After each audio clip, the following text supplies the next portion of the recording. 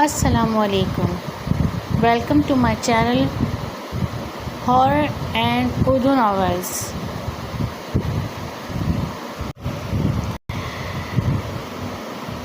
کہانی شروع کرنے سے پہلے ہم اپنی ایک کاوش آپ کو بتا دیں کہ ہم نے جو لنک نیچے کہانی کے نیچے دیا ہوا ہے، آپ اس پہ کلک کر کے اپنی کوئی بھی کہانی یا آپ کے ساتھ کوئی ایسی آپ بیتی کوئی واقعہ ہو تو آپ ہمیں شیئر کر سکتے ہیں. میں اپنے چینل پہ اس کو آپ کو سناؤں گی. تو چلیے دیر کرنے سے بہتر ہے کہ ہم جلدی سے اپنی کہانی شروع کرتے ہیں. یار کار کیوں روکی؟ رمضان نے سعد کو گھورتے ہوئے کہا. یار کار خراب ہو گئی ہے، سعد نے بے چینی سے جواب دیا. اب اس سنسان جنگل میں کہاں سے میکینک ملے گا، اور اوپر سے رات کے وقت؟ رمضان نے پریشانی کے عالم میں سعد سے کہا. رک میں باہر دیکھتا ہوں کیا ہوا ہے کار کو، سعد نے باہر جاتے ہوئے کہا. میں بھی آتا ہوں بھائی. رمضان باہر نکل گیا. بھائی ہمیں یہاں آنا ہی نہیں چاہیے تھا، اس منوز کی بات ماننی ہی نہیں چاہیے تھی. یہاں جنگل میں آنے کی شرط اس نے اسی لیے لگائی ہوگی کہ ہم ہار جائیں گے. ویسے بھی اس جنگل میں اس قدر خاموشی کسی طوفان کے آنے کی طرف اشارہ کر رہی ہے. رمضان نے سعد کو سمجھاتے ہوئے کہا. یار ان سب کا وقت نہیں ہے، ہمیں کار کو ٹھیک کرنا ہے، پر پتہ نہیں اس کو کیا ہوا ہے. سعد نے کار کو دیکھتے ہوئے کہا. آسمان پر چاند نہیں نکلا تھا، آسمان پر بادل تھے اور لگ رہا تھا بارش ہونے والی ہے. دونوں اس بات پر بھی خوفزدہ تھے. سعد بارش ہونے والی ہے، رمضان نے اسے پکارا. سعد جو کام میں مصروف تھا آسمان کی طرف دیکھ کر بولا. شاید. اچانک جنگل میں سوکھے پتوں پر کسی کے چلنے کی آواز آئی. سعد دیکھ وہاں کوئی ہے. سعد اچھل پڑا. سعد رمضان کے مقابلے کافی بہادر تھا. اچھا میں دیکھتا ہوں تو رک، سعد نے ہاتھ صاف کرتے ہوئے کہا. رک میں بھی تیرے ساتھ ہی چلتا ہوں. رمضان اس کے برابر ڈر کے مارے چلنے لگا. اب آواز نہیں آ رہی تھی اور دوبارہ سے مکمل خاموشی تھی. پورے جنگل کو گھیر لیا گیا تھا. حیرت یہ تھی کہ کوئی جنگلی جانور بھی آواز نہیں کر رہا تھا. سعد یہاں کوئی تھا، میں سچ بول رہا ہوں، اس کے چلنے کی آواز آئی تھی. رمضان نے دھیمی آواز میں کہا. کوئی جنگلی جانور ہوگا بھائی، فکر نہ کر. ابھی سعد نے بات ختم ہی کی تھی تو اس نے پیچھے کسی کے ہونے کا احساس ہوا. وہ جلدی سے پیچھے مڑا مگر وہاں کچھ نہیں تھا. یار تو ٹھیک بول رہا ہے، یہاں واقعی کوئی ہے، مجھے بھی احساس ہوا ہے، مگر کون ہے؟ سعد نے ادھر ادھر دیکھتے ہوئے کہا. بھائی. رمضان کے الفاظ رک گئے. ساکت ہو گیا. کیا ہوا تجھے؟ بول، کیا بول رہا تھا؟ سعد نے اسے جھنجھوڑا. وہ کچھ بول نہ سکا، جیسے نے کچھ ایسا دیکھا ہو جو بالکل پراسرار ہو. وہ بت بنے کھڑا تھا. تب سعد نے اسے ایک بار پھر جھنجھوڑا. اس کا چہرہ زرد پڑ چکا تھا، گویا سعد کو شک ہوا کہ اس کے پیچھے اس نے کچھ دیکھا ہے. سعد جو ہی پیچھے مڑا اس کا پاؤں کسی چیز پر پڑا اور ایک آواز نے خاموشی کے زور کو توڑ کر رکھ دیا. یہ کسی لڑکی کی پائل تھی جس پر سعد کا پاؤں پڑا تھا اور وہ چونک پڑا تھا. تبھی رمضان نے ہوش سنبھالا. بھائی تیرے پیچھے کوئی لڑکی تھی، میں نے دیکھا، اس کا چہرہ نہیں تھا دیکھا. سرخ لباس تھا اور لمبے بال منہ پر بکھرے ہوئے دکھائی دیے. اس سے پہلے میرے منہ سے الفاظ نکلتے مجھے لگا کسی نے مجھے بولنے سے روک دیا اور وہ غائب ہو گئی. سعد حیرانی سے اس کی باتیں سن رہا تھا اور تبھی بارش شروع ہو گئی. انہوں نے جلد بازی میں ادھر ادھر دیکھے بغیر ایک طرف تیزی سے چلنا شروع کر دیا کہ بارش سے بچ سکیں، اور وہ کار سے بہت دور نکل آئے اور بارش بھی بہت تیز ہو چکی تھی.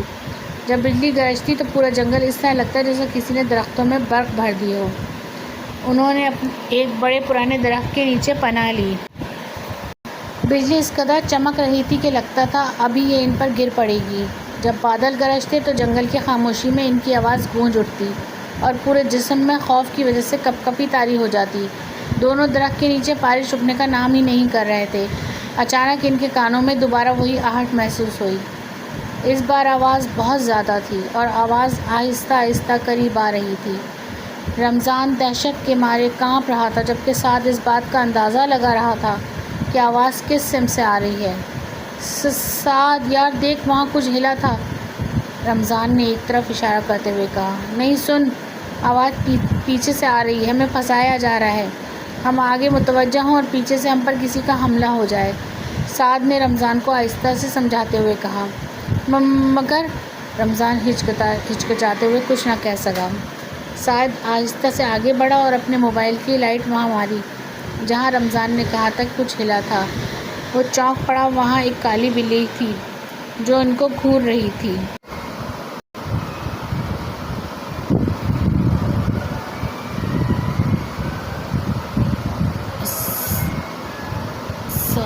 سعد نے اسے بھگانے کے لیے پاؤں زمین پر مارا، مگر وہ ذرا بھی نہ سہمی اور خوفناک قسم کی آوازیں نکالتی ہوئی ان دونوں کی گرد چکر کاٹنے لگی۔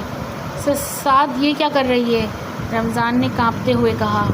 میں نہیں سمجھ پا رہا، مگر چاروں طرف نظر رکھنا، یہ محض دکھاوا بھی ہو سکتا ہے۔ میں نے اپنے ارد گرد کسی اور چیز کو بھی محسوس کیا ہے، کچھ پراسرار، کچھ ایسا جو عام چیز نہیں ہے، سعد نے اسے سمجھاتے ہوئے کہا۔ اچانک بجلی کڑکی اور رمضان خود سعد کے پیچھے بالکل وہی لڑکی دوبارہ دکھائی دی۔ سعد پیچھے، وہ زور سے چیخا۔ سعد جو ہی پیچھے مڑا، ایک زوردار آندھی کا جھونکا آیا اور وہ آنکھیں نہ کھول سکا اور اس نے اپنی آنکھوں پر ہاتھ رکھ دیا۔ کچھ لمحوں بعد اسے رمضان کا خیال آیا، وہ جلدی سے پیچھے مڑا، مگر رمضان تو وہاں تھا ہی نہیں۔ یا اللہ! رمضان کے منہ سے بے اختیار یہ الفاظ، سعد کے منہ سے بے اختیار الفاظ یہ نکلے۔ رمضان، رمضان کہاں ہو؟ وہ زور زور سے چیخنے لگا اور خاموش جنگل میں اس کی آواز اس سناٹے کو توڑ رہی تھی۔ رمضان، تجھے میری آواز آ رہی ہے؟ وہ ادھر ادھر دیکھ کر چیخ رہا تھا، مگر اسے کوئی جواب نہ ملا۔ بارش رک چکی تھی، وہ بھاگنا چاہتا تو بھاگ جاتا، مگر اسے اپنے دوست کی کمی محسوس ہوئی۔ وہ اس کے بھائی جیسا تھا، وہ اسے اکیلا چھوڑ کر کیسے جاتا؟ لہٰذا سعد نے ٹھان لی کہ وہ رمضان کے ساتھ ہی واپس جائے گا۔ اس نے رمضان کو ڈھونڈنا شروع کر دیا، آوازیں دیتے ہوئے جنگل کے ایک سنسان راستے پر چڑھ پڑا۔ اسے اب بھی لگ رہا تھا کوئی اسے دیکھ رہا ہے، کوئی اس کے پیچھے ہے۔ یہ سوچ کر وہ کئی بار پیچھے مڑا، مگر اس نے مایوسی کے سوا کچھ نہ پایا۔ وہ رمضان کو ڈھونڈتے ڈھونڈتے جنگل کے درمیان میں آ پہنچا۔ اس نے ادھر ادھر نگاہ دوڑائی، وہاں سے اسے ایک پرانا کنواں دکھا، مگر اس نے اس پر دھیان نہ دیا۔ وہ جانے ہی لگا تھا کہ اسے کنویں کے باہر رمضان کا موبائل دکھا۔ اس نے جلدی سے اسے اٹھایا اور ادھر ادھر نگاہ دوڑائی۔ اس نے اندازہ لگا لیا تھا کہ رمضان یہیں تھا۔ اس نے جیسی کنویں میں جھانکنے کے لیے نیچے دیکھا، وہاں کالی بلی اس پر درخت سے آ گری۔ وہ خود کو سنبھال نہ سکا اور کنویں میں جا گرا۔ اسے اندھیرے کے سوا کچھ نہ دکھائی دے رہا تھا۔ وہ 5 منٹ کے بعد نیچے جا گرا۔ اس نے خود کو سنبھالا اور ہمت کر کے اس نے زمین پر ہاتھ سے ٹٹولنا شروع کیا۔ زمین پر ہاتھ مارتے ہوئے اس کا ہاتھ کسی چیز سے جا ٹکرایا، اس کے اوزان خطا ہو گئے۔ اس نے اپنا موبائل نکالا اور اس کی روشنی میں جو ہی اس چیز کی طرف دیکھا، اس کے حلق سے بے اختیار چیخ نکل پڑی۔ یہ رمضان کی لاش تھی جو خون میں لت پت پڑی تھی۔ اس میں ہمت نہ رہی کہ وہ اسے چھوئے۔ اس نے ہمت کر کے موبائل کی لائٹ سے ارد گرد کا جائزہ لیا۔ یہ دیکھ کر اس کی دھڑکنیں تیز ہو گئیں۔ سامنے ایک لڑکی سرخ لباس میں چوکڑی لگائے بیٹھی اسے دیکھ کر ہنس رہی تھی۔ اس کا دل کیا بھاگ جاؤں، مگر اس کے جسم کی ہمت اور طاقت جواب دے گئی۔ اس کو اپنی موت صاف دکھائی دے رہی تھی۔ اتنے گہرے کنویں سے بھاگنا ناممکن تھا۔ لڑکی آہستہ سے اٹھی اور چلتے ہوئے اس کی طرف آنے لگی۔ وہ اٹھ نہ سکا، اس لیے ہاتھوں اور پیروں کے سہارے اس نے زمین پر پیچھے کی طرف جانا شروع کر دیا۔ لڑکی کے چلنے سے وہی آہٹ پیدا ہو رہی تھی جو ان کو پہلے سنائی دے رہی تھی۔ پیروں میں پائل کی آواز سناٹے کو مزید خوفناک کر رہی تھی۔ سعد نے اللہ کا نام لیا اور ادھر ادھر ہاتھ مارنا شروع کیا۔ اس کے ہاتھ میں ایک موٹی درخت کی ٹہنی آ گئی۔ اس نے جلدی سے اسے اٹھایا اور لڑکی اس کے سر پر پہنچ چکی تھی۔ اس نے اللہ کا نام لے کر اس کے سر پر زور سے دے مارا اور وہ دور جا گری۔ سعد نے اپنا موبائل اٹھایا اور بھاگنے کا راستہ تلاش کرنے لگا۔ ادھر ادھر دیکھتے ہوئے اسے کچھ نہیں ملتا۔ اتنے میں وہ لڑکی کھڑی ہو جاتی ہے۔ سعد کو اب کب کبھی طاری ہو جاتی ہے۔ اس کا دل کرتا ہے چیخے جائے، چلائے، مگر اس کی آواز حلق میں دب کر رہ جاتی ہے۔ لڑکی اس کی طرف آتی ہے۔ سعد بے اختیار بھاگنے لگتا ہے، مگر وہ بے بس ہو کر گر پڑتا ہے۔ اسے اب کوئی نہیں بچا سکتا نا امید ہو کر وہ دل میں یہی سوچتا ہے کہ آج وہ موت کے ہاتھ لگ چکا ہے۔ لیکن تبھی اسے خیال آتا ہے کہ انسان اشرف المخلوقات ہیں اور ہمیں کبھی بھی نا امید نہیں ہونا چاہیے۔ وہ اللہ کو یاد کر کے اونچی آواز میں آیت الکرسی پڑھنا شروع کر دیتا ہے اور اسی لمحے وہ لڑکی بھیانک آواز میں چیخ کر وہاں سے غائب ہو جاتی ہے۔ سعد پسینے میں شرابور ہوتا ہے، اس کے دل کی دھڑکن اسے اس خاموشی میں صاف صاف سنائی دے رہی ہوتی ہے۔ وہ اٹھتا ہے اور اللہ کا شکر ادا کرتا ہے، مگر اسے یہ اندازہ ہوتا ہے کہ وہ ابھی بھی اسی خوفناک علاقے میں ہے جہاں اس کے سوا کسی انسان کا نام و نشان تک نہیں ہے۔ وہ ہمت کر کے اٹھتا ہے، وہ ایک نظر رمضان کی طرف دیکھتا ہے۔ وہ بے قصور مارا گیا تھا۔ سعد کی آنکھوں سے بے اختیار آنسو نکل پڑتے ہیں۔ کچھ لمحوں کے بعد وہ خود کو سنبھال کر کنویں سے نکلنے کا راستہ سوچتا ہے۔ اتنے میں صبح کو روشنی کی پہلی کرن اس کے چہرے پر پڑتی ہے۔ خوشی کی ایک لہر اس کے جسم میں دوڑ گئی ہے۔ یا خدا تیرا شکر ہے۔ اس نے آس پاس کا جائزہ لیا۔ سامنے ہی درخت کی ٹہنیاں دکھائی دیں۔ اس نے ان کا جائزہ لیا، وہ مضبوط تھی، ان کو جوڑ کر ایک رسی بنائی جا سکتی تھی۔ اس نے کام کرتے ہوئے خود کو چوکس بھی رکھا، کیونکہ وہ جو چیز بھی تھی مری نہیں تھی، صرف بھاگی تھی۔ لیکن اس دوران ایسا کوئی واقعہ نہ ہوا۔ اس نے رسی کو زور سے اوپر کی طرف پھینکا، رسی کنویں سے باہر آ گئی۔ اس نے رسی کے ساتھ ایک مضبوط لکڑی کو جوڑا تھا تاکہ وہ کسی چیز کے ساتھ اٹک جائے اور رسی کے سہارے وہ اوپر چڑھ سکے۔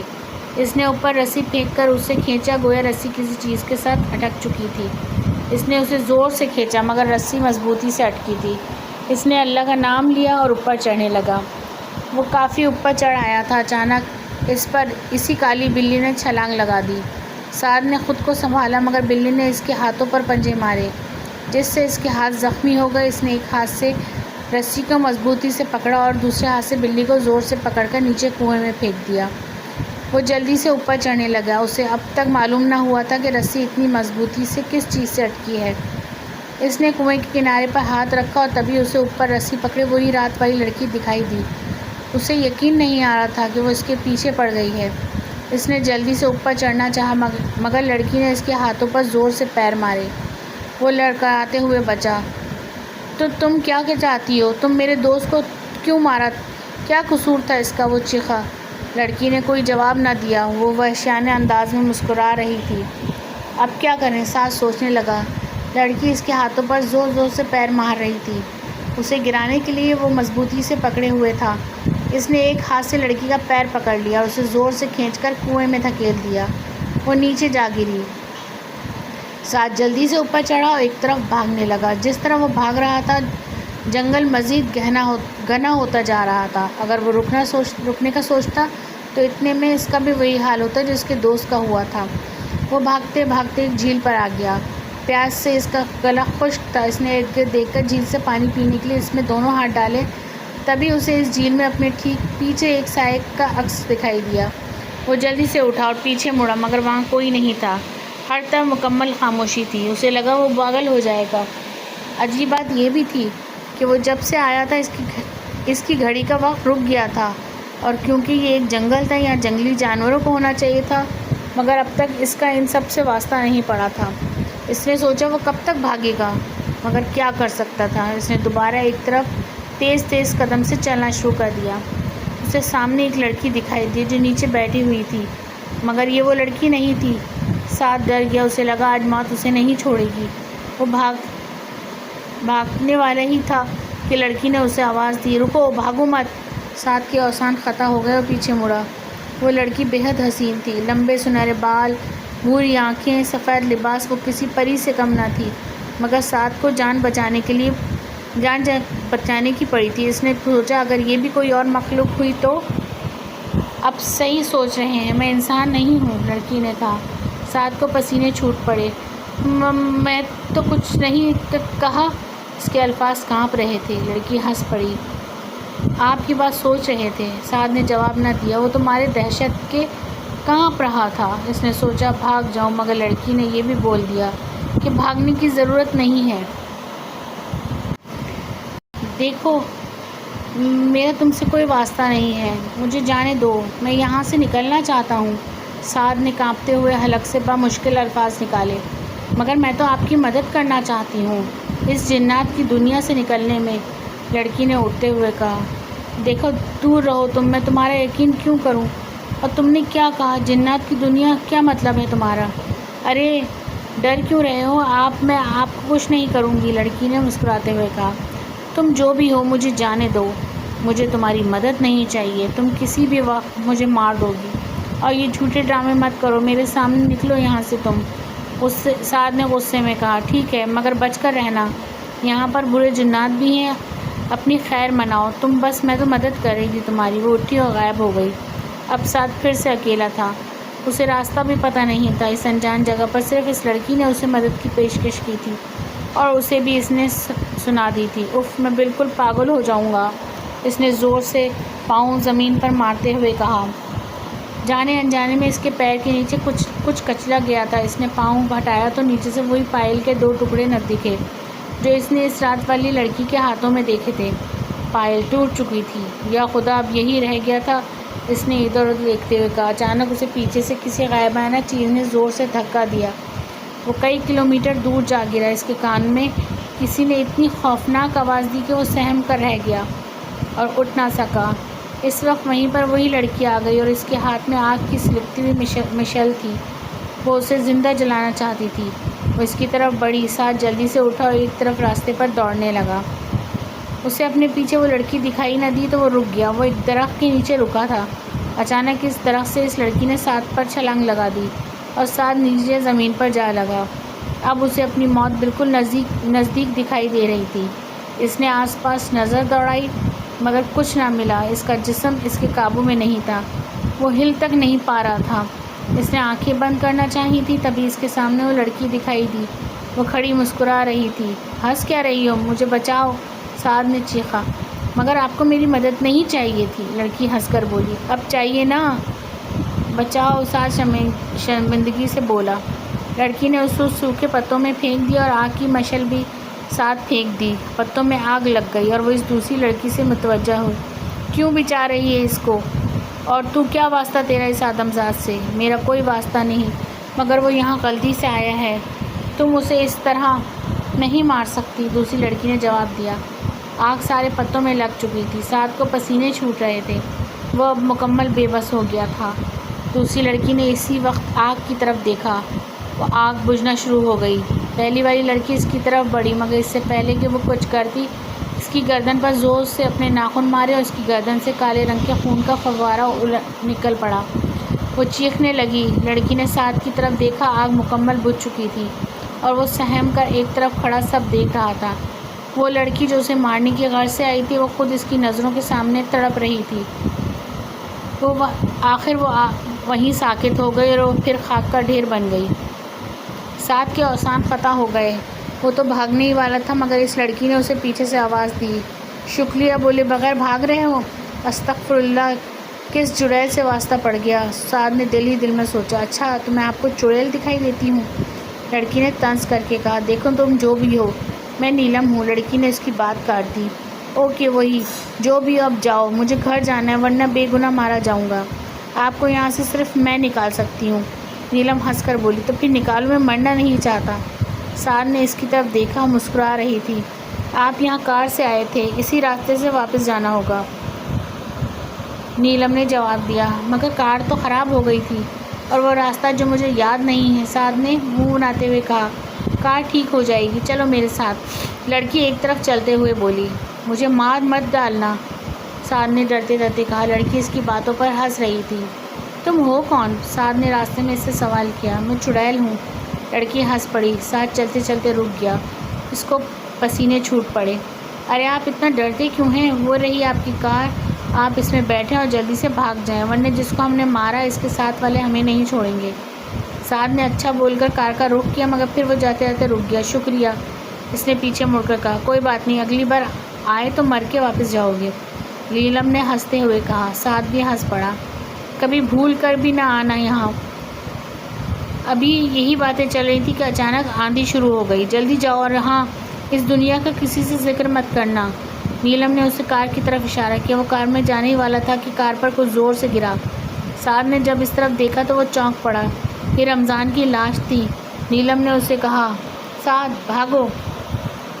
وہ دونوں ایک سمت بھاگنے لگے، ان کے پیچھے کوئی غائبانہ جسم بہت تیزی سے بھاگ رہا تھا۔ سعد آپ کو دوسری طرف بھاگنا ہوگا، میں اس کو دیکھتی ہوں، نیلم نے اسے دوسری طرف اشارہ کیا اور وہ اس سمت میں بھاگنے لگا۔ نیلم اس وجوہ سے مخاطب ہوئی، مجھ سے مقابلہ کرو۔ اسی وقت ایک کالے دھوئیں کی شکل میں ایک روح اس کے سامنے آ گئی۔ اس کی آنکھوں میں آگ تھی اور اس نے ایک ہی وار میں نیلم کو کئی کلومیٹر دور پھینکا۔ دوسری طرف سعد کسی طرح جگاڑ تک جا پہنچا۔ اس نے کار پر سے رمضان کی لاش ہٹائی اور کار اسٹارٹ کر دی اور سڑک پر کار دوڑا دی۔ وہ بہت آگے نکل آیا تھا۔ تب اسے نیلم کا خیال آیا، وہ اسے مرنے کے لیے کیسے چھوڑ دیتا جبکہ اس نے اس کی مدد کی تھی۔ نہیں، میں نہیں جاؤں گا، اس نے کار کو واپس موڑتے ہوئے کہا۔ وہ واپس اسی راستے پر روانہ ہو گیا اور واپس رمضان کی لاش کے قریب آ کر کار روک دی۔ اس وقت اندھیرا چھا رہا تھا اور اس کے موبائل کی بیٹری بھی ختم ہو گئی تھی۔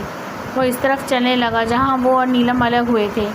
اسے وہاں بالکل خاموشی کے سوا کچھ نہ ملا۔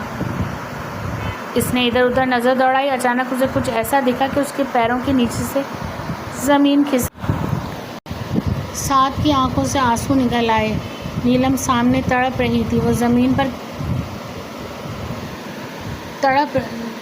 بے کسی سے تڑپ رہی تھی۔ نہیں، ادھر مت آؤ، بھاگ جاؤ، جلدی بھاگو، وہ تمہیں بھی مار ڈالے گا، نیلم چیخ کر بولی۔ سعد خاموش کھڑا رہا، اس کی آنکھوں میں آنسو تھے۔ وہ نہیں جانتا تھا وہ کیوں رو رہا ہے، مگر اس کی آزادی کی قربانی اس کے دو دوست موت کے منہ میں جا کر دے چکے تھے۔ میں نہیں آ پاؤں گی، تم جاؤ، وہ تمہارے تعاقب میں ہوگا، بہتر ہے تم بھاگ جاؤ، وہ تمہیں مار دے گا، نیلم کے آخری الفاظ تھے۔ اس کے بعد وہ ساکت ہو گئی۔ سعد نے آنکھیں صاف کی اور واپس کار کی طرف تیزی سے بھاگنے لگا۔ رات ہونے کو تھی، اسے جلدی کار کے پاس پہنچنا تھا، ورنہ آج اس کی موت کا دن تھا۔ موت اس کے آنکھوں کے سامنے تھی، وہ اس سے بھاگ رہا تھا، لیکن کہاں تک بھاگتا؟ سامنے اسے کار دکھی، وہ اس کی طرف لپکا، مگر کسی نے اس کی قدم وہیں روک لیے۔ وہ ہل بھی نہیں پا رہا تھا، اس کا وجود جم گیا تھا، وہ حرکت کے قابل نہیں تھا۔ اس کے سامنے ایک غائب وجود تھا، مگر وہ اسے احساس کر سکتا تھا۔ مجھے گھر جانے دو، میرا آپ سے کوئی مقابلہ نہیں ہے، میں معمولی سا انسان ہوں، میں آپ کے سامنے کیا ہوں، آپ مجھے جانے دیں، کیا بگاڑا ہے آپ کا؟ سعد نے ایک ہی سانس میں پوری بات ڈر کے مارے کہہ ڈالی۔ کوئی جواب نہ ملنے پر خاموشی نے اس کی دھڑکنیں تیز کر دی۔ وہ بھاگنا چاہتا تھا، مگر کسی وجود نے اس کو مکمل جکڑ رکھا تھا۔ اس کو گھٹن ہو رہی تھی، اس کا دم گھٹنے لگا۔ وہ بے ہوش ہونے والا تھا کہ اسے سکون محسوس ہوا، جیسے اس پر سے گرفت کم ہو گئی ہو۔ اس نے ہمت کی اور کار کی طرف دوڑ لگا دی۔ اس نے یہ تک نہ دیکھا کہ اس پر گرفت کیوں کم ہوئی۔ وہ کار میں جا گھسا اور اسے اسٹارٹ کر کے روڈ پر دوڑا دی۔ اس کا دل کیا کہ دیکھے وہ کیسے بچا، مگر اس کی ہمت جواب دے گئی تھی۔ وہ کچھ آگے ہی گیا ہوگا کہ اس کی کار پر کسی چیز نے چھلانگ لگا دی۔ کار لڑکھڑا گئی اور ایک طرف درخت میں جا لگی۔ سعد نے کار سے چھلانگ لگا دی اور کار ریزہ ریزہ ہو گئی۔ اب آخری راستہ تھا گھر جانے کا، وہ بھی اس کو ناامید کر گیا تھا۔ اس نے ایک آہٹ محسوس کی۔ اس نے ارد گرد دیکھنا شروع کر دیا۔ ایک درخت جو بہت گھنا اور پرانا تھا جڑ سے ہل رہا تھا، اور اس سے پہلے کہ اس پر گرتا سعد نے ایک طرف دوڑ لگا دی۔ وہ بھاگتے بھاگتے اس جگہ آ پہنچا جہاں نیلم پڑی تھی۔ سعد نے ایک نظر اس کی طرف دیکھا، وہ ساکت تھی۔ اسے کیوں ایسا لگا کہ وہ اٹھے گی۔ وہ اس کے پاس بیٹھ گیا اور اسے جھنجھوڑنے لگا۔ اٹھو، تمہیں اٹھنا ہوگا، میں مارا جاؤں گا، کیا تم چاہتی ہو؟ وہ چیخا۔ اتنے میں سایہ اس کے سر پر آ پہنچا اور اس پر زوردار پنجہ مارا۔ سعد نے بازوؤں سے چہرہ بچایا اور اس کا بازو زخمی ہو گیا۔ اب اور ہمت نہیں ہے، میرے رب میری مدد فرما۔ اس نے اللہ کے حضور سر سجدے میں گرا دیا اور گر گرا کر پناہ طلب کرنے لگا۔ میرے مولا، مجھ گناہگار پر رحم کر، میری مدد فرما، میرے پروردگار۔ وہ اس قدر سجدے میں اس قدر مگن ہو گیا کہ اسے علم ہی نہ رہا کہ اس کے قریب سایہ تھا، ہر طرف خاموشی تھی۔ اس میں ہمت نہ تھی کہ وہ کھڑا ہو سکتا۔ وہ سجدے میں ہی گرا رہا اور وہیں بے ہوش ہو گیا۔ صبح اس کی آنکھ بارش کے قطرے اس پر گرنے سے کھلی۔ وہ جلدی سے ایک بڑے درخت کے نیچے جا رکا۔ اسے نئی زندگی ملی تھی۔ کل رات اسے اپنی موت صاف دکھائی دے رہی تھی۔ وہ سوچنے لگا کہ اب یہاں سے کیسے نکلے۔ تبھی اس کی نظر ایک بزرگ پر پڑی جو سفید لباس میں تھے، ان کے چہرے پر نور جھلک رہا تھا۔ وہ اس کے قریب آئے اور اس سے مخاطب ہوئے۔ زندگی کی ہر ایک ٹھوکر یہی احساس دلاتی ہے کہ اے اللہ، میرا تیرے سوا کوئی نہیں ہے۔ جب اللہ تمہیں کنارے پر لا کھڑا کرے تو اس پر کامل یقین رکھو، کیونکہ وہ دو چیزیں ہو سکتی ہیں، یا تو وہ تمہیں تھام لے گا یا تو وہ تمہیں اڑنا سکھا دے گا۔ یہ کہہ کر وہ بزرگ آنکھوں سے اوجھل ہو گئے اور سعد نے آسمان کی طرف دیکھا۔ اب اسے اپنے رب پر پورا بھروسہ تھا کہ وہ اس کے ساتھ ہے، ہو گھڑی میں چاہے جتنی مشکلات ہی کیوں نہ آ جائیں، ایک انسان خود کو کبھی نا امید نہیں کر سکتا۔ اگر اس کا ایمان سچا ہے تو خدا باری تعالیٰ ہمیشہ اس کے ساتھ ہے۔ یہ سوچ کر اس کی ہمت بڑھ گئی، اس نے ٹھان لیا کہ وہ اس دنیا سے ضرور نکلے گا۔ بارش رکنے تک وہ اس درخت کے نیچے کھڑا سوچتا رہا کہ وہ کیا کرے۔ بارش 2 گھنٹے تک جاری رہی اور اس دوران کوئی عجیب واقعہ نہ ہوا۔ بارش رکنے کے بعد اس نے راستے کا جائزہ لیا اور اللہ کا نام لے کر ایک راستے پر چڑھ پڑا۔ اسے اب امید تھی کہ وہ ضرور گھر پہنچے گا، چاہے جتنی رکاوٹیں کیوں نہ آ جائیں۔ چلتے چلتے وہ قبرستان میں جا پہنچا جو جنگل کے وسط میں تھا۔ اس کو وہاں بہت سی قبریں نظر آئیں، کچھ کی حالت بالکل خراب ہو چکی تھی۔ وہ ارد گرد کا جائزہ لیتے ہوئے چلتا رہا اور ایک قبر کے سامنے سے گزرا تو ایک زوردار ہوا کے جھونکے نے اس کے قدم روک دیے۔ یہ ایک اشارہ تھا۔ اس نے قبر کی طرف دیکھا، اس پر نام لکھا تھا سعد احمد، ولدیت احمد خان۔ یہ دیکھ کر خوف کی ایک لہر اس کے جسم میں دوڑ گئی۔ وہ وہاں سے بھاگنے ہی والا تھا کہ ایک چیز دور سے اسے اپنی طرف آتی دکھائی دی۔ وہ کوئی پراسرار وجود تھا، شاید کوئی نئی مصیبت اس کی طرف بڑھ رہی تھی، مگر اس بار اس پر اسے کم خوف آیا۔ وہ جانتا تھا اللہ اس کے ساتھ ہے۔ جیسے جیسے وہ وجود قریب آ رہا تھا اس کا خوف بڑھ رہا تھا۔ اسے پسینہ آنے لگا، وہ پسینے میں نہا چکا تھا، یہاں تک کہ وجود اس کے بالکل سامنے آ گیا۔ اس نے اس کے لباس سے پتہ لگا لیا کہ یہ کوئی مردہ ہے جو سفید لباس میں ہے۔ آسمان پر ایک بار پھر کالے بادل چھا گئے اور سعد اپنی جگہ پر کھڑا اس وجود کی طرف پھٹی پھٹی نظروں سے دیکھ رہا تھا۔ اتنے میں وہ وجود اس کے سامنے آ گیا۔ اس کی ہمت جواب دے گئی تھی۔ وہ بالکل ساکت ہو چکا تھا، اس میں بالکل ہمت نہ تھی کہ وہ بھاگتا۔ اس کے قدم اس طرح سے جم گئے تھے۔ وہ وجود ٹھیک اس کے سامنے آ کر رکا۔ اس کے وجود کے قریب آتی اسے ایسا لگا جیسے اس کا جسم تپش سے جل رہا ہو۔ اسے آگ میں کھڑا ہوا محسوس ہو رہا تھا۔ اس پر پراسرار وجود نے اسے جکڑ لیا۔ اس نے خود کو چھڑانے کی بہت کوشش کی مگر ناکام رہا۔ مگر ایک دم اسے امید سی مل گئی۔ اسے پیچھے سے نیلم دکھائی دی۔ اسے سکون ملا۔ نیلم نے پیچھے سے اسے خاموش رہنے کا اشارہ کیا اور پیچھے سے اس وجود پر حملہ کیا۔ اس اچانک حملے کے لیے وہ تیار نہیں تھا اور وہ اچانک حملے سے گھبرا کر غائب ہو گیا۔ اس کے الفاظ یہ تھے، میں واپس آؤں گا، تجھے واپس نہیں جانے دوں گا۔ نیلم کو دیکھ کر وہ اس قدر خوش ہوا جیسے وہ گھر پہنچ کر شاید ہوتا۔ نیلم نے اسے دیکھا اور اس کا بازو کھینچتے ہوئے کہا، بھاگو، اب تمہیں گھر جانا ہوگا ورنہ یہ تمہیں مار دیں گے۔ جنات کی دنیا میں انسان کب تک زندہ رہے گا؟ سعد نے اس کی بات کا جواب دینا چاہا تو وہ بول پڑی اور اس کی بات ادھوری رہ گئی۔ بس اب بہت ہو گیا، تم بچے نہیں ہو، سمجھے نا؟ اب چلو میرے ساتھ۔ دونوں قبروں سے بھاگتے ہوئے قبرستان سے نکل کر ایک روڈ پر آ نکلے۔ وہ سامنے دیکھو، نیلم نے ایک طرف اشارہ کرتے ہوئے کہا۔ سامنے اسے وہی روڈ دکھا جہاں سے وہ آیا تھا۔ میں تمہارا شکریہ کیسے ادا کروں؟ سعد نے اسے گھورتے ہوئے کہا۔ مہربانی جناب، آپ جائیے اور ایک بات خبردار، اگر پھر آئے تو۔ نیلم نے مسکراتے ہوئے کہا۔ میری کار تو؟ سعد نے ہنس کر کہا۔ اف، میرے ساتھ چلو گی؟ سعد نے طنز کیا۔ نکل جاؤ کار کے پاس، وہ بھی اب چلے گی۔ نیلم نے اسے دھکا دیتے ہوئے کہا۔ آپ واقعی چڑیل ہو؟ سعد نے پھر طنز کیا۔ تم جا رہے ہو کہ نہیں؟ نیلم نے اسے کار کی طرف اشارہ کیا۔